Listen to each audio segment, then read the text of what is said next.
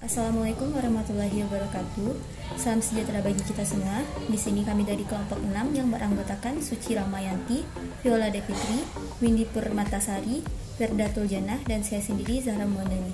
Kami akan membawakan materi yaitu model-model pembelajaran biologi bagian 2. Baik, saya Verda Tuljana akan mempresentasikan hasil diskusi kelompok kami. Saya akan menjelaskan tentang model pembelajaran dengan pendekatan CTL. Contextual Teaching and Learning merupakan suatu model pembelajaran yang memberikan fasilitas kegiatan belajar siswa untuk mencari, mengelola, dan menemukan pengalaman belajar yang bersifat konkret dan mengaitkan dengan kehidupan nyata. Menurut Kumalasari tahun 2012, berdasarkan penelitian yang dilakukan Fadli pada tahun 2020, efektivitas pelatihan Contextual Teaching and Learning guna meningkatkan kompetisi pedagogi guru sekolah dasar di Pulau Sebatik.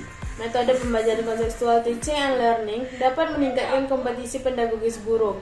Pelatihan penerapan metode Contextual Teaching and Learning (CTL) juga dapat membuka wawasan baru bagi para guru.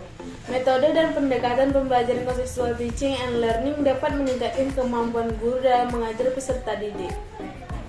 Di samping itu, metode CTL dapat diterapkan pada berbagai kurikulum dan di berbagai macam kelas, bagaimanapun keadaannya, sehingga memudahkan guru pintar untuk mengajar di masa pandemi ini. Selanjutnya yaitu, terdapat 7 komponen dalam proses pembelajaran CTL. Komponen-komponen tersebut antara lain, yang pertama, konstruktivisme, yang kedua, bertanya, yang ketiga, menemukan, yang keempat, masyarakat belajar, yang kelima, pemodelan, yang keenam, refleksi, dan yang ketujuh, penilaian yang sebenarnya. Baik, selanjutnya itu kegiatan awal atau pendahuluan. Perilaku guru. Guru menyiapkan siswa secara psikis dan fisik untuk mengikuti proses pembelajaran. Yang B, apresiasi sebagai penggalian pengetahuan awal siswa terhadap materi yang akan diajarkan. Yang C, guru menyampaikan tujuan pembelajaran dan pokok-pokok materi yang akan dipelajari. Yang D, penjelasan tentang pembagian kelompok dan cara belajar. Selanjutnya itu kegiatan inti. Perilaku guru. Yang A, siswa bekerja dalam kelompok menyelesaikan permasalahan yang diajukan guru. Guru berkeliling untuk memandu proses penyelesaian permasalahan. Yang B, guru wakil kelompok mempresentasikan siswa wakil kelompok mempresentasikan hasil penyelesaian dan alasan atas jawaban permasalahan yang diajukan guru. Yang C, siswa dalam kelompok menyelesaikan lembar kerja yang diajukan guru. Yang D, guru berkeliling untuk mengamati, memotivasi, dan memfasilitasi kerjasama. Yang E, siswa wakil kelompok mempresentasikan hasil kerja kelompok dan kelompok yang lain menanggapi hasil kerja kelompok yang mendapat tugas. Yang F, dengan mengacu pada jawaban siswa melalui tanya jawab, guru dan siswa membahas cara penyelesaian masalah yang tepat. Yang J, guru mengadakan refleksi dengan menanyakan kepada siswa tentang hal-hal yang dirasakan siswa, materi yang belum dipahami dengan baik, kesan dan pesan selama mengikuti pembelajaran. Selanjutnya itu kegiatan akhir ataupun penutup. Perilaku guru. Yang A, guru dan siswa membuat kesimpulan cara menyelesaikan soal cerita. Yang B, siswa mengerjakan lembar tugas. Yang C, siswa menukarkan lembar tugas satu dengan yang lain. Lembar tugas sekaligus memberi nilai pada lembar tugas sesuai kesepakatan yang telah diambil. Ini dapat dilakukan apabila waktu masih tersedia. Selanjutnya itu kelemahan dan kelebihan pembelajaran CTL. Dapat kita lihat pada slide berikut ini. Materi selanjutnya yaitu model pembelajaran pemecah masalah. Pengertian model pembelajaran pemecah masalah yaitu model yang mengutamakan pemecahan masalah dalam kegiatan belajar untuk memperkuat daya nalar yang digunakan oleh peserta didik agar mendapatkan pemahaman yang lebih mendasar dari materi yang disampaikan. Selanjutnya, langkah-langkah pembelajaran problem solving menurut Polya memberi 4 langkah pokok cara pemecahan masalah yaitu 1. Memahami masalahnya. Masing-masing siswa mengerjakan latihan yang berbeda dengan teman sebelahnya. 2. Menyusun rencana penyelesaian. Pada tahap ini, siswa diarahkan untuk dapat mengidentifikasi masalah, kemudian mencari cara yang tepat untuk menyelesaikan masalah tersebut. 3. Melaksanakan rencana penyelesaian itu. Langkah yang ketiga, siswa dapat menyelesaikan masalah dengan melihat contoh atau dari buku dan bertanya pada guru. 4. Memeriksa kembali penyelesaian yang telah dilaksanakan. Terakhir, siswa mengulang kembali atau memeriksa jawaban yang telah dikerjakan. Kemudian siswa bersama guru dapat menyimpulkan dan dapat mempresentasikan di depan kelas. Selanjutnya, ciri-ciri pembelajaran problem solving. Ciri-ciri pembelajaran problem solving menurut Jadimojo yaitu 1. Metode problem solving merupakan rangkaian pembelajaran, artinya dalam implikasi problem solving ada sejumlah kegiatan yang harus dilakukan siswa. 2. Aktivitas pembelajaran diarahkan untuk menyelesaikan masalah. Metode ini menempatkan sebagai dari proses pembelajaran. 3. Pemecahan masalah dilakukan dengan menggunakan pendekatan berpikir secara ilmiah. Kelebihan dan kekurangan metode pembelajaran problem solving.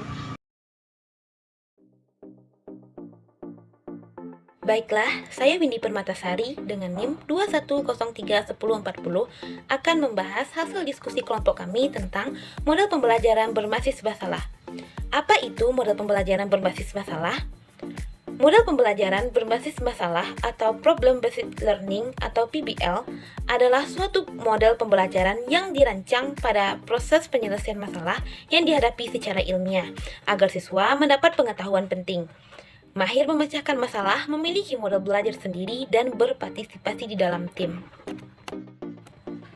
Prinsip pembelajaran bermodel masalah. 1. Konsep dasar atau basic concept, di mana guru memberikan konsep dasar atau referensi dalam pembelajaran. 2. Ada pendefinisian masalah atau defining the problem, di mana guru menyampaikan permasalahan dan dalam kelompoknya siswa melakukan berbagai kegiatan seperti brainstorming atau mencari berbagai materi yang ada, terus melakukan seleksi, pembagian tugas untuk mencari referensi. Terus yang ketiga ada pembelajaran mandiri atau self-learning, di mana siswa mencari berbagai sumber untuk memperjelas masalah, seperti buku, artikel di perpus atau di internet yang relevan untuk menyelesaikan masalah. Yang keempat ada pertukaran pengetahuan atau exchange and knowledge, di mana setelah mendapatkan sumber keperluan pendalaman secara mandiri, setelah itu siswa berdiskusi untuk mengklarifikasi dan merumuskan solusi. Peran guru, siswa, dan masalah dalam pembelajaran berbasis masalah. Peran guru. 1. Asking about thinking, yaitu bertanya tentang pemikiran. 2. Memonitor pembelajaran. 3. Probing atau menantang siswa untuk berpikir. 4. Menjaga siswa agar ikut terlibat. 5. Mengatur dinamika kelompok. Peran siswa. 1. Peserta yang aktif. 2. Terlibat langsung dalam pembelajaran. 3. Membangun pembelajaran. 3. Peran masalah. 1. Menarik untuk dipecahkan. 2. Menyediakan kebutuhan yang ada hubungannya dengan pembelajaran yang dipelajari. Fase-fase model pembelajaran berbasis masalah. Fase 1. Mengorientasikan siswa kepada masalah, di mana guru memberikan permasalahan menarik untuk dipecahkan siswa yang sesuai dengan kemampuan siswa. Fase 2. Mengorganisasikan siswa, yaitu mengarahkan siswa untuk mengidentifikasi masalah dan mengorganisasikan tugas belajar yang berhubungan dengan pemecahan masalah tersebut. Fase 3. Membimbing penyelidikan individu dan kelompok, mendorong siswa untuk mengumpulkan informasi yang sesuai, melaksanakan eksperimen untuk mendapatkan penjelasan dan pemecah masalah. Fase 4 yaitu adalah mengembangkan dan menyajikan hasil karya, di mana guru itu mengarahkan siswa dalam menyiapkan laporan pemecahan masalah, serta berbagi tugas dengan teman. Siswa diberi kesempatan untuk mempresentasikan semuanya dan kelompok lain menanggapi hasil presentasi tersebut. Dan fase 5 yaitu menganalisa dan mengevaluasi proses pemecahan masalah, yaitu dengan memberikan arahan jika temuan siswa belum sesuai dengan tujuan pembelajaran. Baiklah, saya akan melanjutkan materi tentang model pembelajaran langsung. Model pembelajaran langsung di sini adalah model pembelajaran yang menekankan pada penguasaan konsep dan atau perubahan perilaku dengan mengutamakan pendekatan deduktif. Dalam hal ini, guru berperan sebagai penyampai informasi, dan dalam hal ini, guru menggunakan berbagai media yang sesuai, misalnya film, peragaan, dan lain-lain. Ciri-ciri model pembelajaran langsung. Yang pertama, adanya tujuan pembelajaran dan pengaruh model pada siswa termasuk prosedur penelitian belajar. Yang kedua, sintak atau pola keseluruhan dan alur kegiatan pembelajaran. Yang ketiga, sistem pengelolaan dan lingkungan belajar modal yang diperlukan agar kegiatan pembelajaran tertentu dapat berlangsung dengan berhasil. Berikutnya, langkah-langkah pembelajaran modal pembelajaran langsung. Yang pertama, menyampaikan tujuan. Yang kedua, menyiapkan siswa. Dan yang ketiga, presentasi dan demonstrasi. Yang keempat, mencapai kejelasan. Yang kelima, melakukan demonstrasi. Yang keenam, mencapai pemahaman dan penguasaan. Yang ketujuh, berlatih. Yang kedelapan, memberikan latihan terbimbing. Yang kesembilan, mengecek pemahaman dan memberikan umpan balik. Dan yang kesepuluh, memberikan kesempatan latihan mandiri. Tahapan atau sintak modal pembelajaran langsung. Yang pertama, orientasi. Yang kedua, presentasi. Yang ketiga, latihan terstruktur. Yang keempat, latihan terbimbing. Dan yang kelima, latihan mandiri. Berikut ini adalah keunggulan dan kelemahan dari metode pembelajaran langsung.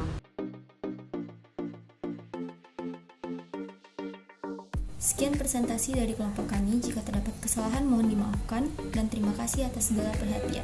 Wassalamualaikum warahmatullahi wabarakatuh.